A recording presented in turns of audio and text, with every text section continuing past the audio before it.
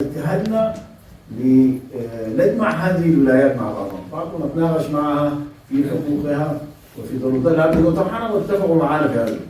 بعد هذه المسيرة هذا التحالف وهذا التجمع بتاع الولايات سينصرف لمطالبه. احنا في التحالف الديمقراطي ليست لدينا اي سلطة عليهم، لا يعني علاقتنا معهم علاقة بتاعت اهداف.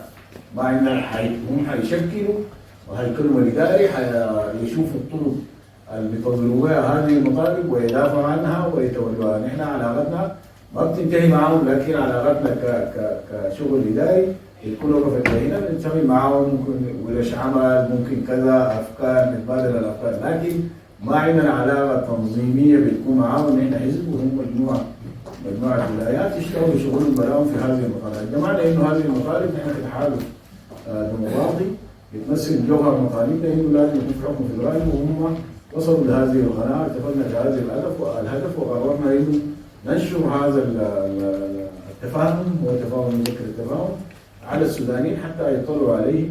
اما ما يلي هذه المرحله فهم سيتولوه كتحالف ديمقراطي ضمن الولايات ليبنوا عليه ويعززوا مطالبهم. نحن ندعم مطالبهم، نحن في التحالف الديمقراطي ندعم هذه المطالب بكل ما نستطيع، لكننا لن نكون موقع رسمي للنيابه عنه ولن نتحدث باسمه ولا يعني نفرض عليهم اي اراء او اراده.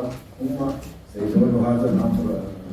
ده غرض المذكره دي في الموارد وفي القرارات السياسيه والمسارات. لازم يجب لو ما وقف الكلام ده بيكون في مشاكل كبيره في هذا اليوم. نحن في التحالف سنظل ندعم هذا التوجه وهذا كل ما نستطيع، ونتوقع انه احزاب اخرى وتنظيمات اخرى تلتحق بهذه المذكره.